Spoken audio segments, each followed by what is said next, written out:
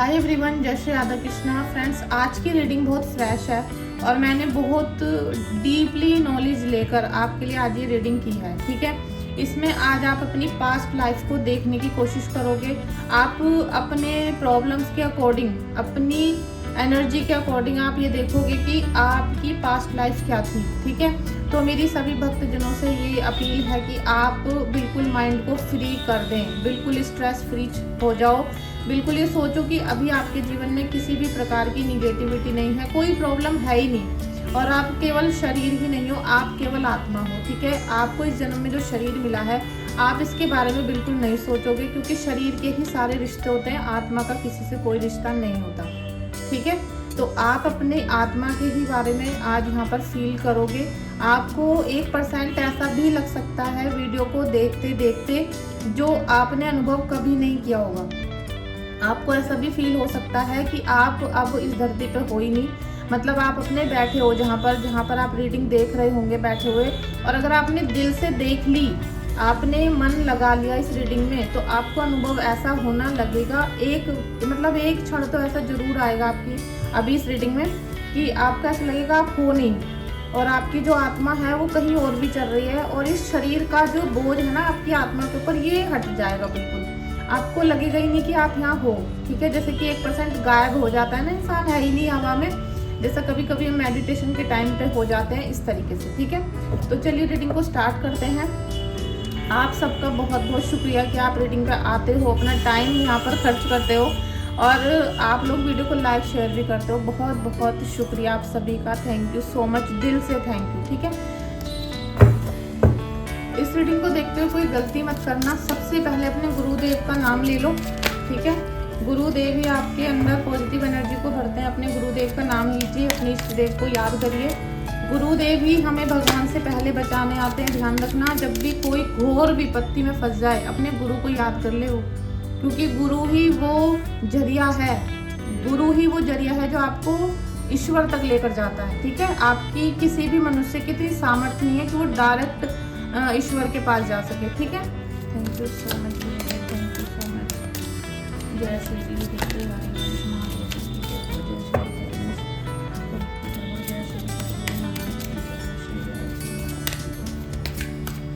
तो first energy जो यहाँ निकल के आ रही है वो ट्रैवलिंग।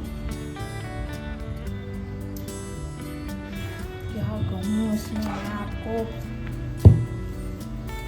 देखिए पास्ट लाइफ का जो मैटर है ना, ये बहुत ही अजीब सा मैटर होता है और ऐसा कोई व्यक्ति है नहीं जिसकी पास्ट लाइफ ना हो और वो मनुष्य के रूप में इस धरती पे जन्म लिया हो। ठीक है, वो चाहे कीड़ा था, मकोड़ा था, कोई राक्षस था, कुछ भी था, चाहे तितली था, बिल्ली था, कुत्ता था, वो कुछ ना कुछ था अपनी लाइफ में और अब उसने ये नया जन्म लिया है। ऐसा भी हो सकता है वो पहले मनुष्य ही हो और अब भी मनुष्य है, तो कुछ भी हो सकता है, वो पास्ट लाइफ थी हमारी। ठीक है, लेकिन जब हम इस धरती पर आते हैं, तो जब हम 9 महीने कोख के अंदर रहते हैं ना, जब हम 9 महीने अपनी माँ के पेट के अंदर होते हैं, तो हमें वो 9 महीने में अपना पूरा पिछला जितने भी बुरे कर्म थे वो याद आते हैं और हम उसमें छटपटाते हैं कि हमें ये नया जन्म ना मिले। लेकिन जो कहते हैं ना, शनि देव का प्रकोप और ईश्वर, मोह माया और ये जो लीला है, जो एक उत्पत्ति की लीला है, ये सबके साथ होती है। जो भी तुमने कर्म किए हैं वो अगले जन्म में उसका फल जरूर मिलेगा आपको। ठीक है, तो वो बच्चा कितना भी तड़पे, कितना भी मचले, कुछ भी चीखे चिल्लाए, लेकिन उसे इस धरती पे आना पड़ता है, अपने जो हिस्से के कर्म है उसे भोगने पड़ते हैं। ठीक है, तो अब आप ये देख सकते हो कि फर्स्ट एनर्जी आई है हमारी ट्रैवलिंग की और सेकंड आई है थंडर बोल्ट की।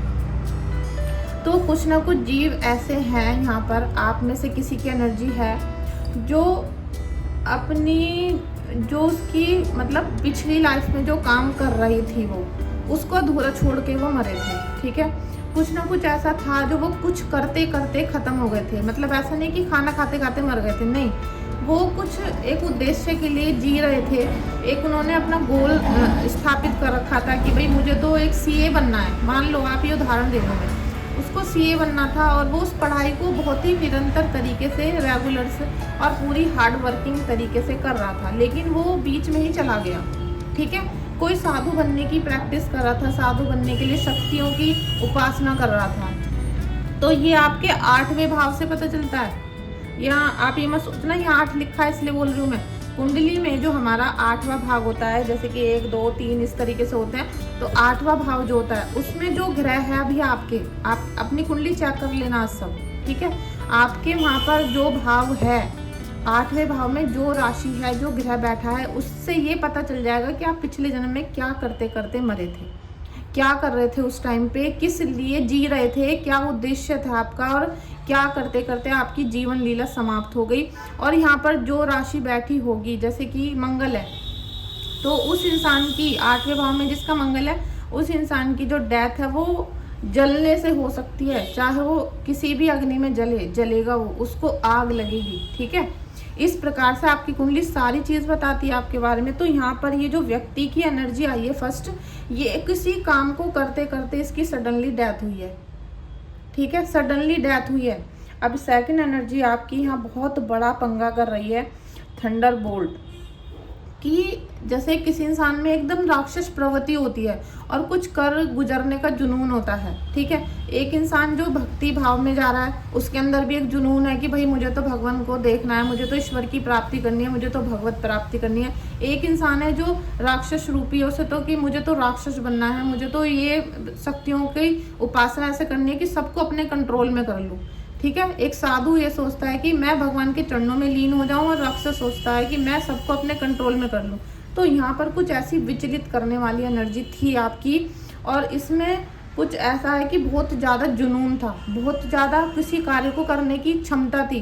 तो वो आपके आज के जीवन में भी दिखती होगी, वो आपके आज के जीवन में भी दिखती होगी कि जब भी किसी काम को करने की आपके जीवन में आता है समय, तो आपके अंदर बहुत जल्दी आ जाती होगी। आपको लगता होगा अरे अभी कर लेते हैं, अभी कर लेते हैं इसे, कल किसने देखा, अभी कर लेते हैं, ठीक है। ऐसी कुछ एनर्जी यहाँ पर आपकी दिख रही है, और यही आपके आज के जीवन का मूल आधार है, ठीक है। अभी जो आपको दुख परेशानियाँ निरंतर हो रही हैं, वो इन्हीं सब की वजह से हो रही हैं। फ्रेंड से धूप बत्ती तो बहुत ही धुआं कर रही है, मैं तो उसको हटा ही देती हूँ। देखिए जो आया था अभी माइंड, ये जो माइंड है, इसमें जो आपके खलबली मची हुई है, ठीक है। अभी आपके जीवन में बहुत ही स्ट्रेस भरी लाइफ है, आप रात में सो नहीं पा रहे हो, उठ उठ के बैठ जा रहे हो, या बार बार पानी पीते हो, टॉयलेट करके आते हो, पानी पीते हो, टॉयलेट करके आते हो, डर लगता है, घबराहट है, बेचैनी है, क्योंकि माइंड एक तरफ नहीं है आपका, माइंड में फोकस नहीं हो रहा है, बिल्कुल भी मेडिटेशन नहीं कर पा रहे हो, किसी प्रकार का मंत्र जाप नहीं कर पा रहे हो। दुश्मन है या अपने रिलेटिव है, कोई ना कोई तो आपको स्ट्रेस दे ही रहा है, ठीक है। तो ये जो था आपकी पास्ट लाइफ, इसमें भी आपके मन में बहुत ज़्यादा कुलबुलाहट थी, आपके मन में किसी चीज़ को लेके बहुत शंका थी, बहुत ज़्यादा कुलबुलाहट थी, मन में शांति नहीं थी आपके पिछले जन्म में भी, ठीक है। आपकी जो पास्ट लाइफ यहाँ पर दिखाई दे रही है, वो बहुत ही ज़्यादा डिप्रेशन, एंजाइटी वाली मुझे दिख रही है। तो जो भोगने से पहले किसी की डेथ हो गई, तो वो अब यहाँ भोगेगा, वो समझ रहे हो, अब वो यहाँ पर भोग रहा है। आप अपने 6th हाउस को देखो कि उसमें कौन सा ग्रह बैठा है, क्या आप पिछला कर्म अब भोगने के लिए आ रहे हो। 6th हाउस में देख लो आप, अगर 6th हाउस में आपके शनि मंगल हैं या मंगल देव हैं, ठीक है, तो आप कर्जा देने के लिए आए हो। आप कितना भी कमा लोगे ना, कर्जा ही देते रहोगे। आप लाख रुपए कमा लो, करोड़ रुपए कमा लो, 1 रुपया कमा लो, आपके कर्जा ही जाता रहेगा।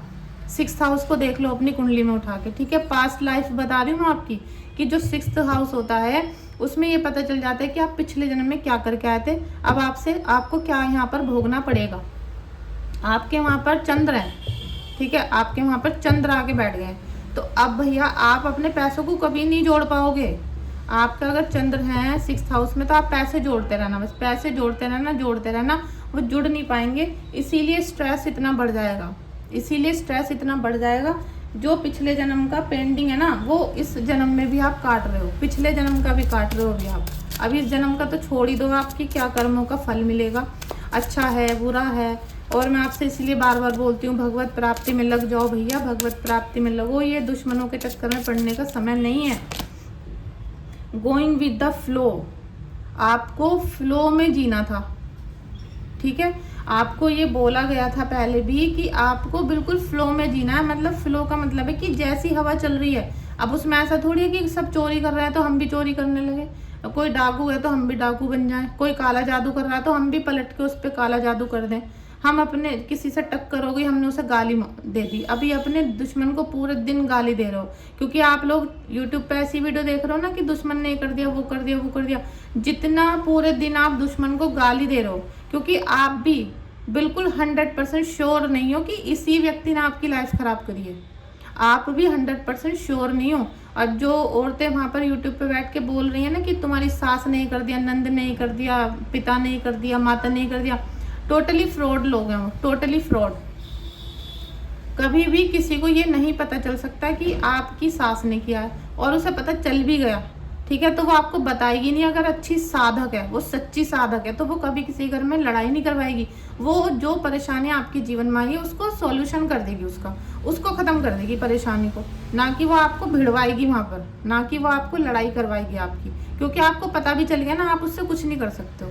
तो यहाँ पर आप दिन भर जितनी गाली अपने दुश्मनों को दे रहे हो, वो सब अगले जन्म में आप भुगतोगे उन्हें। आपका दुश्मन तो जो आपके साथ आज कर रहा है वो तो कर ही रहा है, लेकिन आप किसी निर्दोष को गाली दे रहे हो, और निर्दोष हो चाहे दोषी हो, आपका कर्तव्य नहीं है उसको गाली देने का, आपके कर्म नहीं है उसे गाली देने के। वो तो सब ईश्वर का काम है ना, जिसने हमें इस धरती पे भेजा है, वो हमारे कर्मों को जानता है, उनका काम है वो लेना देना। जन्म मृत्यु कभी इंसान के हाथ में नहीं हो सकती। आपको ये पता है ना कि आपकी मन मर्जी से बच्चे नहीं होते, जब प्रभु की कृपा होगी जब होंगे, वरना दुनिया भर में लोग यूँ ना घूमते फिरे कि मेरे बच्चे नहीं हो रहे, मेरे बच्चे नहीं हो रहे।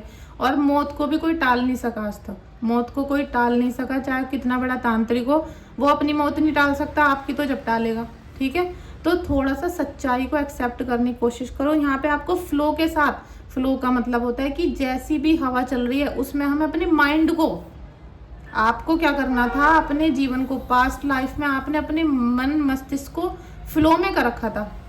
अब वो जो फ्लो चल रहा था ना आपका, उसकी जो चिंगारियां हैं आपके जीवन में, वो आपको यहाँ पर रिफ्लेक्ट कर रही हैं। समझ रहे हो?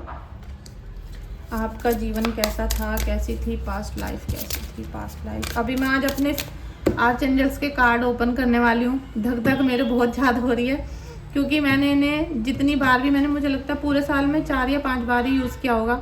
बहुत ही ज़्यादा धड़कन तेज़ हो जाती है, फुल एनर्जी होती है, और कुछ ना कुछ स्पिरिट से कनेक्शन बनता है। तो मैं बहुत कम इन्हें यूज़ करती हूँ, लेकिन आज मैं जानना चाहती हूँ आपके बारे में। चेंज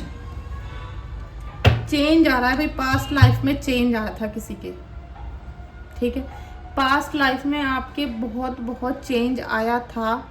और मुझे लगता है कि आपके जीवन में, जैसे कहते हैं ना कि बहुत, ये जो चेंज वाला कार्ड है ना 10 नंबर का है। 10 नंबर मतलब 1, ठीक है, 1 0 का कोई मान्य नहीं होता। 1 मतलब सूर्य। अब आप इस जन्म में अपने सूर्य देव को देख लो, आप अपनी कुंडली में सूर्य देव को देखो, वो आपके जीवन में चेंज लेकर आए, क्योंकि जो आपके पिछले जन्म के कर्म थे उनसे जो सूर्य का यहाँ पर बदलाव हुआ है। मतलब आप पिछले जन्म में अपने पिता से, अपने गुरु से शापित थे। आपको पिछले जन्म में आपके पिता का प्यार, अपने गुरु का सम्मान आपने नहीं किया, तो उनके जो ब्लेसिंग्स होते हैं वो आपको नहीं मिल रहे थे। लेकिन अब जो चेंज आया, अब आपके जीवन में पॉजिटिव चेंज आएगा इसकी वजह से, क्योंकि पास्ट लाइफ में जो आपने यहाँ पर किया था, अब वो जो सूर्य खराब था आपका, अब जो खराब होते होते आपने उसमें कर्म अच्छे करने शुरू किए, तो पास्ट लाइफ से अब जब इस जन्म में आए हो तो कुछ ना कुछ आपको अच्छा करना ही पड़ेगा। चेंज अगर अपनी लाइफ में चाहते हो, और आपने बहुत सारे उपाय कर लिए हैं, बहुत सारे टैरो रीडर के, मेरे भी कर लिए हो अगर, और आपने सभी के, मैं बोलती हूँ अपने जीवन से थक चुके हो उपाय करते करते, ठीक है। तो अपने तो पिताजी के, चाहे वो ससुर हैं, भाई आपके पिता खत्म हो गए, मान लो किसी के ससुर हैं, या फिर ससुर भी नहीं है, पिता भी नहीं है, तो गुरु हैं, आप उनके चरण पकड़ लो, और वो गलत बोले सही बोले, आपको हाँ जी बोलना है। आप देख लेना आपकी लाइफ में जो आज तक जिंदगी भर से लाइफ में चेंज नहीं आया था ना, वो चेंज अब आपकी लाइफ में आएगा, क्योंकि चेंज तो लिखा है लेकिन कर्म नहीं सुधारे जा रहे, सही दिशा नहीं मिल रही है आपको। समझ रहे हो? इन बातों को पकड़ना शुरू करो, जिससे कि आपकी लाइफ में चेंज आए, और वो भी पॉजिटिव हो। पास्ट लाइफ कैसी थी, पास्ट लाइफ में क्या थे ये लोग, पास्ट लाइफ में क्या थे, कैसी संरचना थी उनकी। द सोर्स, साइलेंस और है कंपैरिजन। देखिए, कोई व्यक्ति का पास्ट लाइफ है जो बहुत ही अध्यात्म से कनेक्ट थे, ठीक है, पूजा पाठ बहुत करते थे, और मुझे लग रहा है अब उनकी कुंडली में जिनकी एनर्जी है, अब उनकी कुंडली में गुरु अच्छे होंगे। उनका जो स्वभाव है वो ज्योतिष से जुड़ा हुआ होगा, ज्योतिष से लगाव होगा उनको, और पॉजिटिव बातों को सुनना, पढ़ना, लिखना अच्छा लगता होगा, और भगवान से कनेक्ट होंगे, वो भगवान से वो कनेक्ट होंगे, क्योंकि सोर्स उनका जब पिछले जन्म में इतना दिमाग था मेडिटेशन में, ईश्वर की भक्ति में, एक उपासना करते थे वो, क्योंकि वननेस की ऊर्जा, यहाँ पर वननेस, जब हम अपने ईश्वर की पनाह में बैठते हैं ना, तब हमें इस वननेस का, इस सोर्स का अंदाजा होता है। अभी आप अपने कितना भी परेशान हो, कितना भी रो रहे हो, कितना भी, मैं बोलती हूँ आपसे, आप अपने माता की चरणों में जब सिर रख के लेट जाओगे उनकी गोद में, और जब वो आपके सर पे हाथ रख देंगी, चाहे वो 90 साल की हो, चाहे उनके बस की आज कुछ करना ना हो, लेकिन जैसे ही वो आपके सर पे हाथ रखेंगी, आपके दिल में, पूरे शरीर में जो वाइब्रेशन आएगी पॉजिटिविटी की, आपको लगेगा हाँ कोई है मेरे साथ। तो यही वाइब्रेशन थी आपकी। आप पिछले जन्म में बहुत ज़्यादा पूजा पाठी, प्योर इंसान, पूजा करने वाले, और पूजा से मतलब है कि एक ईश्वर की भक्ति को फील करने वाले व्यक्ति थे। पूजा पाठ तो अब धूप बत्ती जला दी हमने, तो हमारी ये पूजा नहीं होती है, इसे पूजा नहीं मानते हैं। पूजा होती है दिल से कनेक्शन बनना, दिल से कनेक्शन बनना होता है। तो ये आपका पिछले जन्म में था। हो सकता है आपके 8th हाउस में केतु देव हो, आप देख लो, क्योंकि अगर आपके 8th हाउस में केतु देव हैं तो आप पिछले जन्म में किसी तंत्र शक्ति की उपासना करते करते डेथ हुई हो, या फिर आप बहुत ज़्यादा जैसे दीक्षा के मार्ग पे चल रहे हैं, सन्यासी बन गए हैं, शरणागति ले ली है, ईश्वर की ही उपासना करते रहते हैं, मोह माया को छोड़ दिया था, तो आपके जो पिछले जन्म में कर रहे थे ना, करते करते जो डेथ हुई, तो केतु जो होगा ना वो 8th हाउस में होगा, आप चेक कर लो। और अगर केतु देव आपके 7th हाउस में है, तो आप कितने भी उपाय कर लेना, सारी जिंदगी उपाय करते करते मर जाना, लेकिन आपकी शादीशुदा जिंदगी में कभी शांति नहीं आने की है।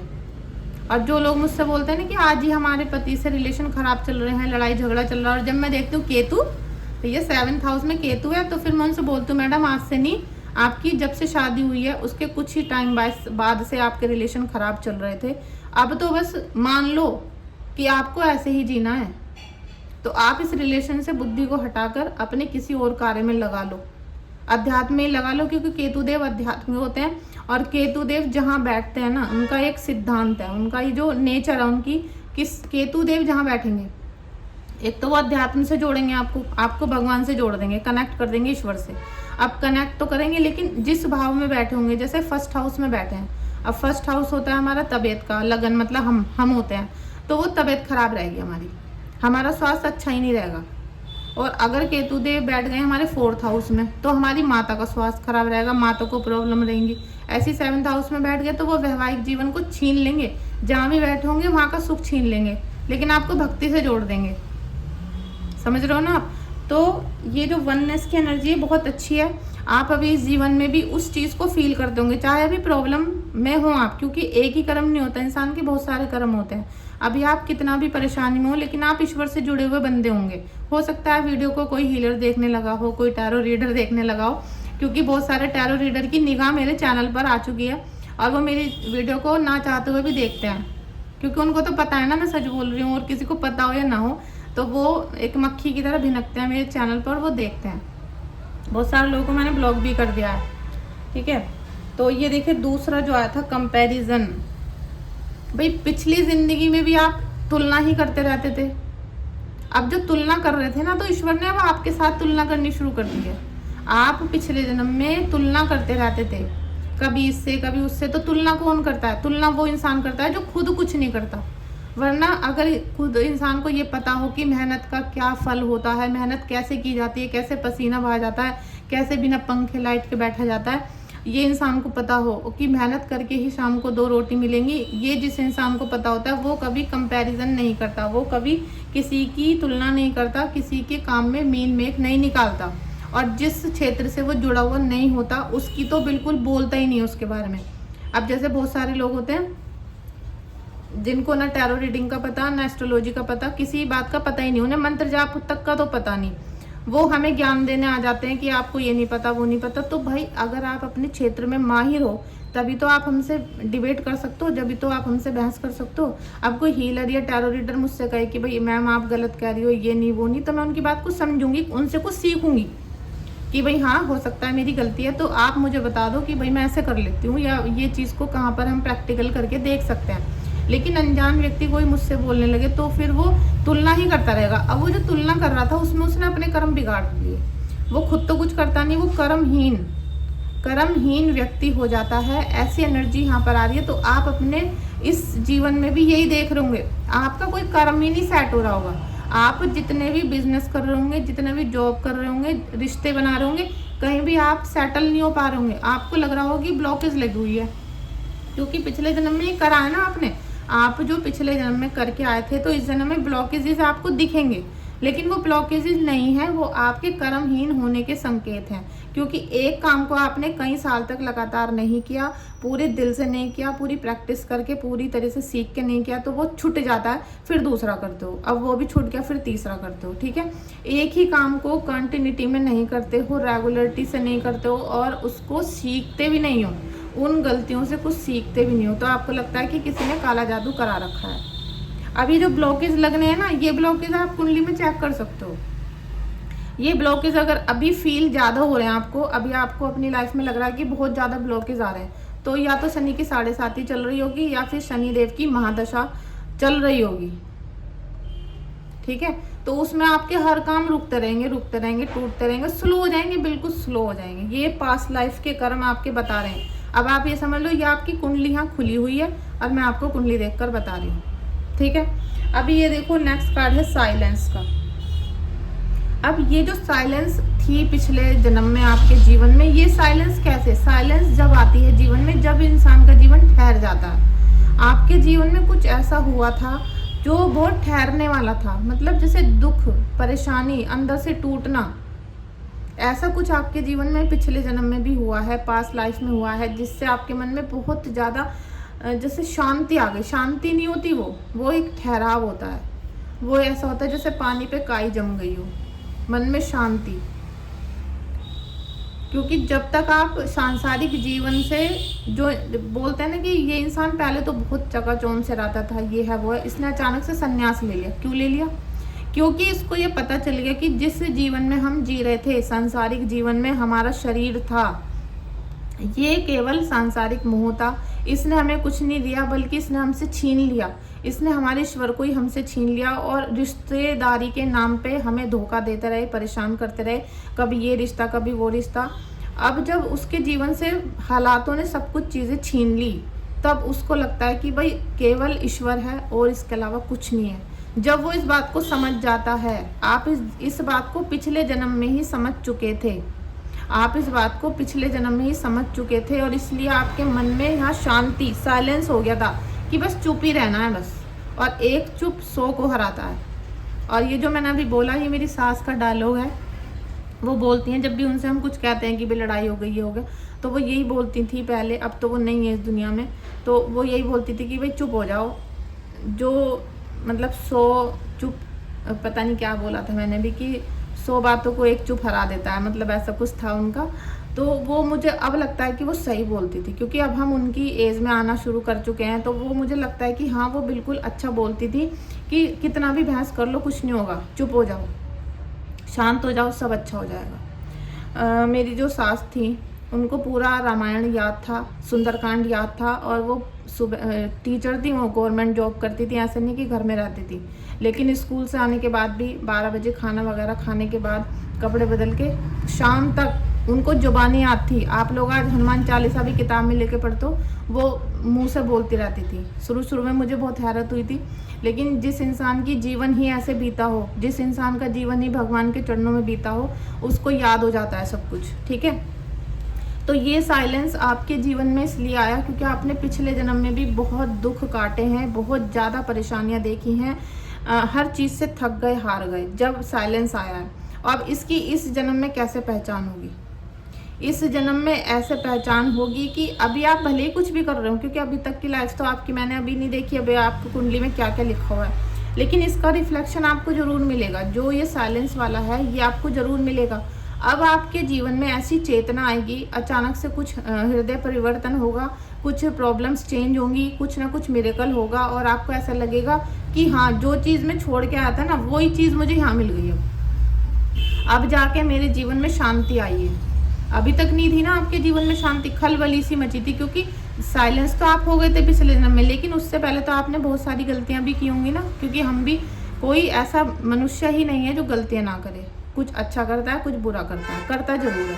तो जितने भी बुरे कर्म थे वो तो अब आपने जी लिए, आपने जी लिए। अब आपके जीवन में साइलेंस आना शुरू हो जाएगा। अब आप देखना आगे जीवन में कि कैसे साइलेंस आता है आपके जीवन में। बहुत ज़्यादा शांति का अनुभव आप करोगे। और मैं आपसे बोलती हूँ कि आप किसी भी सन्यासी के साथ ना रहें, किसी भी साधु को खाना, भोजन, कपड़े ना दें, अपने हाथ से ना दें, किसी और से दिलवाएं आपका, क्योंकि मन करता है। आप जितना साधु संतों के साथ रहोगे उतनी जल्दी इस जन्म में भी संन्यास ले लोगे आप, क्योंकि आपकी वो मैग्नेट है, आपको वो मैग्नेट खींच लेगी अपनी तरफ। अगर आपके 7th हाउस में गुरुदेव हैं, चेक कर लो, तो आपको पता चल जाएगा कि मैं क्या बोल रही हूँ, क्या मैं कहना चाहती हूँ आपसे। आपका मन ऐसा लगता होगा कि मैं दीक्षा ले लूँ, मैं तो संन्यास ले लूँ, मैं भजन कर लूँ, मैं मंदिर चली जाऊँ, मैं आश्रम चली जाऊँ। ठीक है, ऐसा आपका एनर्जी यहाँ पर आ रही है। अब मैं अपने, सॉरी ये तो मैंने पहले ही निकाल लिए थे। चलिए हम एंजल्स के गाइडेंस लेते हैं। Thank you so much Kanha ji, thank you so much मेरे गुरुदेव। एंजल्स आपके लिए क्या बोल रही हैं, और ये एंजल्स अभी की हैं, इसी जन्म की हैं, लौट आओ वापस। ठीक है, thank you thank you thank you so much, thank you so much. Friends please आप कमेंट बॉक्स में जाके थैंक यू सो मच लिखना अपने गुरुदेव का। और मैं एक बात और बताना चाहती हूँ, वैसे मैं रोज़ अपने आप का ना बहुत ही ज़्यादा डांटती हूँ कि मैं बहुत ज़्यादा लेक्चर देने लगी हूँ रीडिंग में, और अब से मैं ऐसा नहीं करूँगी। मैं भी और सबकी तरह रीडिंग बनाऊँगी, बिल्कुल भी ज्ञान नहीं दूँगी, लेकिन फिर भी आदत से मजबूर हूँ।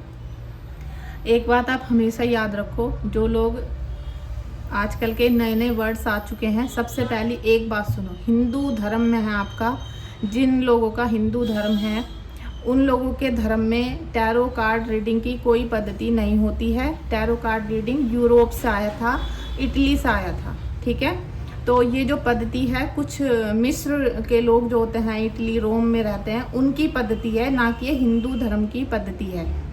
ठीक है, जो हमारे टैरो रीडिंग कार्ड हैं, जो राइडर वेट टैरो कार्ड हैं, ठीक है, उनको मैं बोल रही हूँ। तो इसमें जो ये वर्ड्स है ना कि यूनिवर्स हैं, एंजल्स हैं, ये मैंने आपको पहले भी एंजल्स की वीडियो में बताया था कि एंजल्स, हम क्रिश्चियन जो लोग होते हैं ना, जो क्रिश्चियन होते हैं, वो बोलते हैं कि एंजल्स हमें प्रोटेक्ट कर रही हैं। आप देख लो, पुरानी से पुरानी वीडियो देखो, वो आपको अमेरिका के लोगों की, मिस्र की, यूरोप की, इटली के लोगों की मिलेंगी। अभी तो सभी बनाने लगे हैं टैरो रीडिंग की वीडियो, लेकिन वो यूनिवर्स से कनेक्ट करते हैं, कैंडल जलाते हैं, ये करते हैं, वो करते हैं, हम भी करते हैं। लेकिन यूनिवर्स, पूरी दुनिया को किसने बनाया है?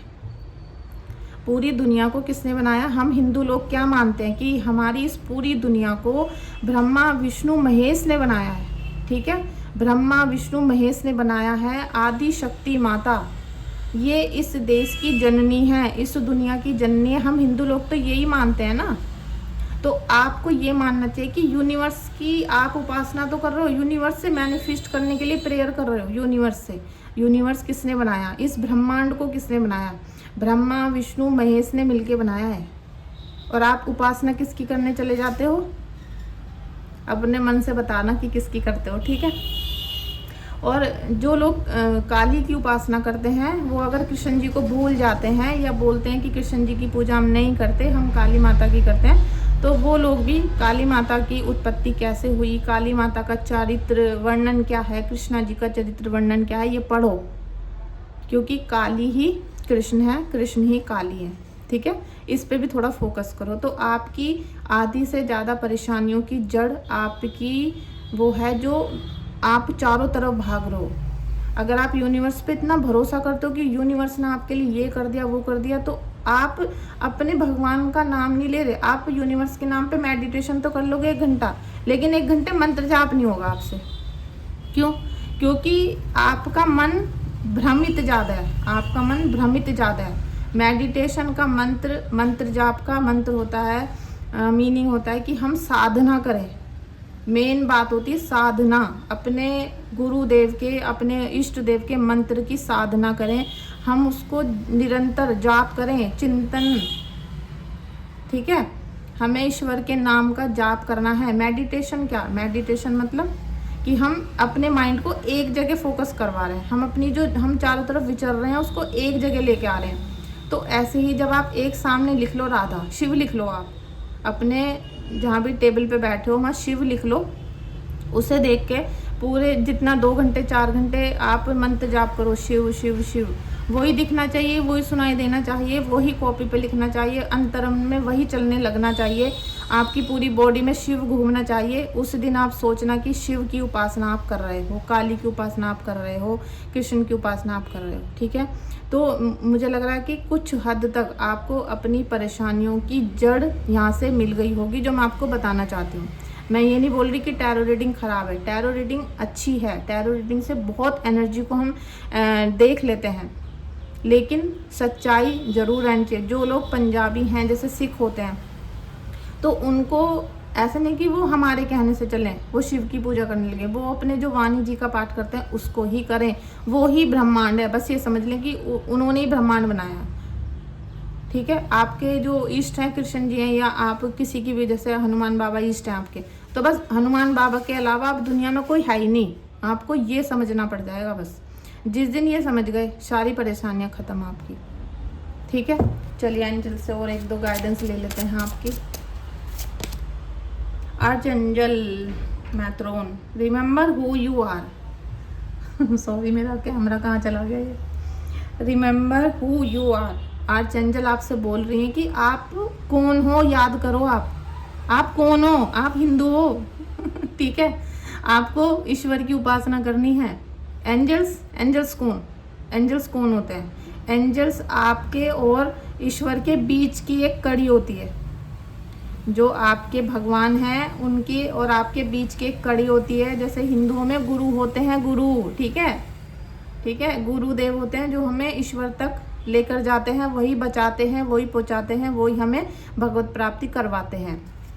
तो आपको याद करना पड़ेगा कि आप कौन हो, आप ईश्वर के अंश हो, आप अविनाशी के बच्चे हो, आप जो चाहे वो कर सकते हो, क्योंकि जो ईश्वर की आस्था है, जो मन है, सब कुछ है, वो आपके हृदय में वास करता है। आप याद करो कि कब आपने ये बोला था दिल पे हाथ रख के कि हे ईश्वर बस आप ही हो, अब तो कोई है ही नहीं आपके हृदय में, क्योंकि आप बच्चे हो ईश्वर के, ठीक है। आपको ब्रह्मा विष्णु महेश ने बनाया है, उन्होंने बनाया है, आपकी संरचना की है। तो आप इधर उधर मत भटको, जो भी आपके इष्ट देव हैं आप उनकी उपासना करो और डरो मत किसी से भी। किसी से डरने की, घबराने की जरूरत नहीं है।